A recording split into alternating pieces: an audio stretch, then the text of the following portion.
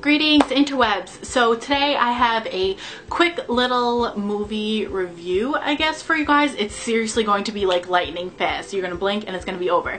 So today I went with my friend Chris to go see 22 Jump Street, and let me just tell you, if you have not seen this movie already, you need to stop this video and go see it right now. I'm not going to give any spoilers because, like I said, it's going to be super fast, but I felt the need to share and tell you guys to go see this. I am a huge fan, we've been through this, of the 80s, but I'm also a huge fan of 21 Jump Street, the TV show. I have it all on DVD, I watch it like it's my religion, it's great, I love it. So I went into seeing the first movie kind of really hating it because I'm not, unpopular opinion time, but I'm really not a fan of Jonah Hill or Channing Tatum. Just not my cup of tea. Yes, they're funny. I can see why females think Channing Tatum is so sexy, but I'm not really about him. Anyway, so I kind of went into this movie with zero expectations and like zero hopes for it to be good.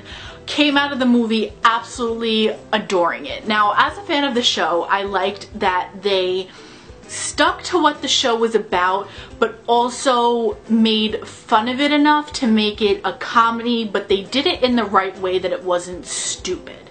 So yes, a lot of the humor in the movies is kind of like that stupid humor, but they did it in a way that wasn't, I don't really know how to explain it, but it wasn't insulting the audience if you were into the show. So I'm not really here to talk about the first one because that's long gone, and if you haven't seen that, I suggest you go and do it. But this new one it's even funnier than the first one, and I really, again, I walked in having no hopes for it because sequels are not, especially a comedy type sequel, I really never have expectations for them because I'm always disappointed. So when I walked in, I was like, okay, this is gonna be dumb, but let's just see it. I saw the first one, and I gotta say, it was great. They started the movie making fun of the fact that they were making a sequel to the first movie. So immediately they like had my respect, they had my attention, because the way that they went about it was really funny. So again, Jonah Hill, Channing Tatum, not my cup of tea, but in this movie, I am in love with them, and it makes me want to go out and watch their other movies. And I went in not seeing it for the actors, which is something that I typically go to see movies for.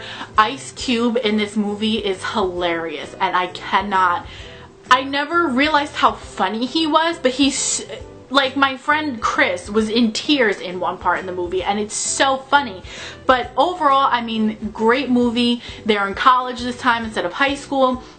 And if you watch the show, it sticks to kind of that whole thing of they move on into, you know, college as the seasons go on. They're trying to do the drug bust. Things get a lot more serious. But they also, in the end credits, they had Booker and Harry, who are two of the people from the original show. They made a kind of cameo appearance, which I always love that. And I love when they pay small tributes to the show. So like Doug McQuaid is Channing Tatum's kind of cover name, and Johnny Depp and Peter DeLuise, who were the two main cops on the show, they were in the first one. They were killed. I'm sorry if you haven't seen it, spoiler alert. But I guess that's kind of not necessary after I've already said it. But anyway, Johnny Depp and Peter DeLuise, and then the girl who played, I cannot remember her name right now. What was her name?